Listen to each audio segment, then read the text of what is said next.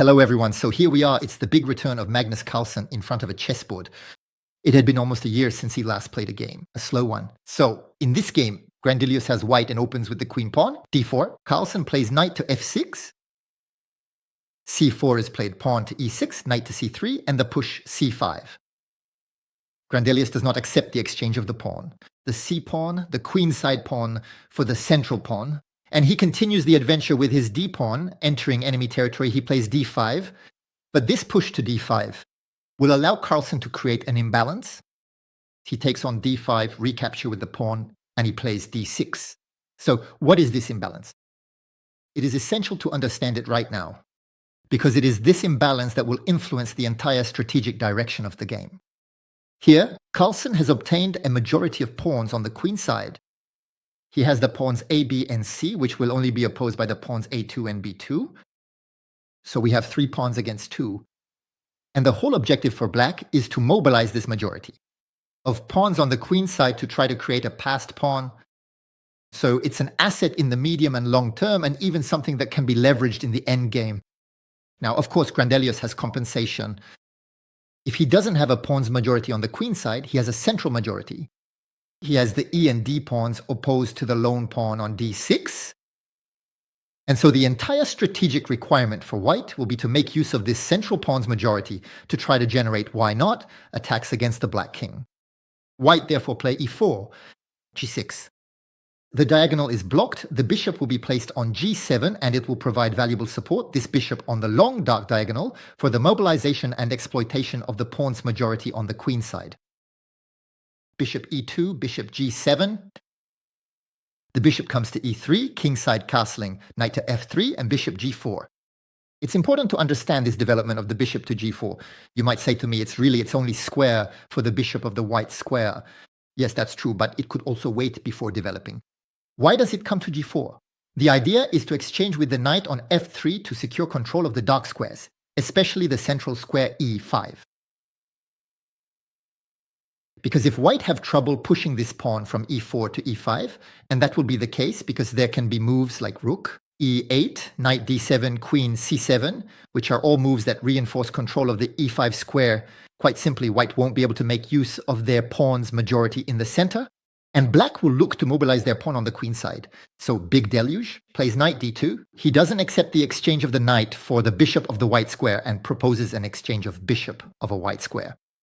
Carlsen, exchange. Bishop takes, queen takes. And knight d7, double control of this square on e5. Kingside castling. And here, take a good look at the knight on e8. Why this retreat of the knight? It's clever. It's a move that fulfills several requirements in the position. First of all, of course, everyone understood that it opens up the diagonal for the bishop on the black square. And so it strengthens the control of the e5 square, which is controlled 3 times. But what might go unnoticed is the freeing of the pawn f. Why? If white play f4, Carlsen might want to fix this pawn. F, trying to block the majority of pawns of white in the center, especially with this f5 pawn push. So freeing the pawn f can allow playing f5 and trying to fix white's development in this sector, in this area. And finally, why? The knight comes to e8. It could then go to c7. You might ask, why c7? It seems pointless. Well, the knight on c7 can support this b5 push. Of course, white control it twice, but we can have moves like rook to b8 or sometimes even play b5 directly, as we'll see later in the game. One last subtlety that will be important. The knight on c7 keeps an eye on the square at e6. Now, if black want to play f5, the pawn on f7 will no longer be there to defend that square. And if a white knight wants to settle on that square, for example, with knight f3, knight g5, knight e6, we'll be glad to have the knight on c7 ready to exchange to prevent a white knight from coming to make a fork on a6. Because the e6 square would be a square for a fork for white, especially if a knight came to that square. So it's very subtle. This move, knight to e8, and look, f4 is played, and so f5. White are not ready to push e5. Black are watching over this square 3 times. That would lose the option. So white exchange and recapture with the pawn. So of course black no longer have the g-pawn, so their castling is weakened. Nevertheless, if you look at the position, it's not obvious for the white pieces to approach the black king. Grandelius will try, but we'll see that this attempt won't necessarily be crowned with success. The bishop comes to f2, frees the queen's column. And so knight c7 comes to watch over this square to 6, in fact to prevent queen 6 check, which would take the opportunity to attack the pawn d6. Knight to f3, we see that the knight can also try to head towards this square. Square e6, knight to f6, double attack on the pawn. The square e4 is also being watched by the black knight queen. d3 comes to defend the pawn and put pressure on f5. And now this is the critical moment. After this move, queen d3, Carlsen, what did he play? So it's not a combination, but it's still a critical move. An important move for the rest of the game. I invite you to pause the video. What would you play with black? So what ideas do you have? We must not forget black's strategic objective. It's to fight on the queen side. Why? Because they have a majority of 3 pawns against 2, as we've mentioned. But also because the bishop is aiming in that direction and will support operations on the queen side. And so one might think that Carlsen is going to prepare the b5 push with a move like rook to b8 or the pawn to a6. Well, no, he doesn't give up the initiative. He plays b5 immediately.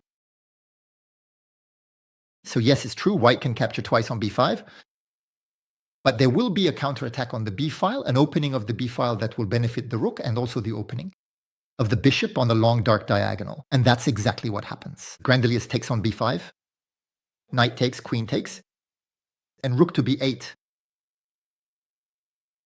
Attack on the b file, the queen, the pawn on b2, but the pawn on d5 is also being targeted.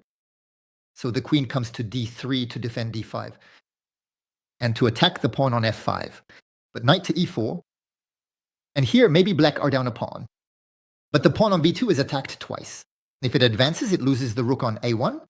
The knight on e4 is ideally placed. This is a position for Magnus Carlsen. And I quickly felt that he was going to have a lot of play in this game. Because his choice of opening is ideal, he will quickly create an imbalance in the game with this queenside majority against this central majority.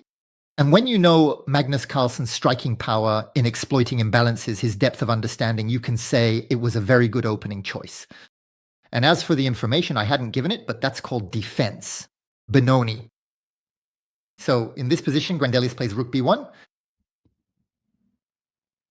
Carlsen does not rush to take the b2 pawn. He will play queen a5.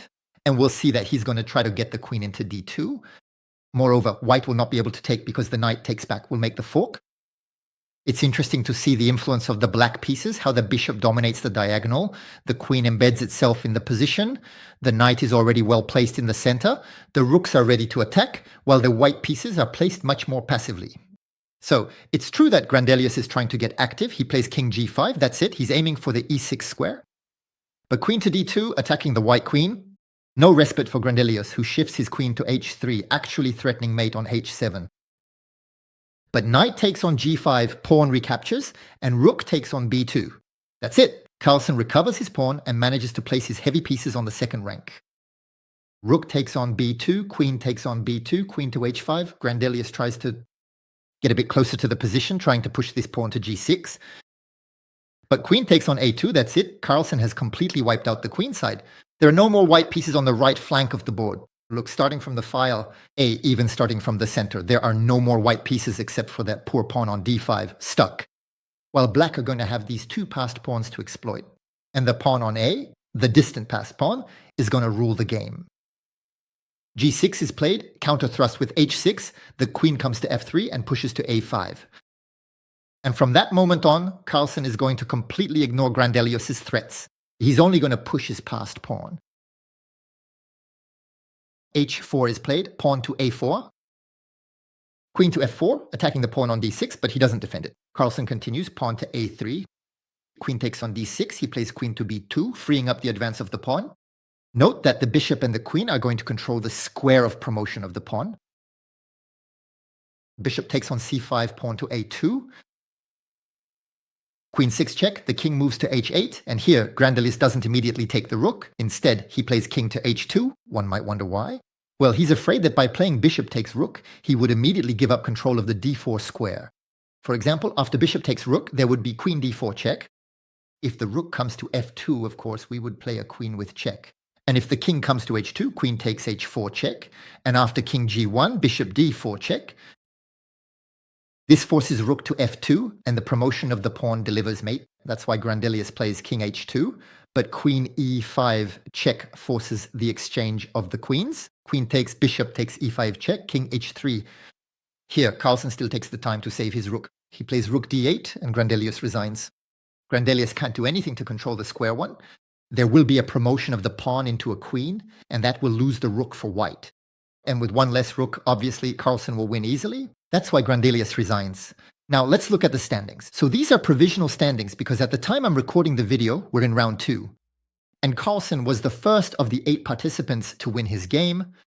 We're still waiting for the results of the other 3 games. Obviously, Carlsen takes the lead, but he is 1 game ahead.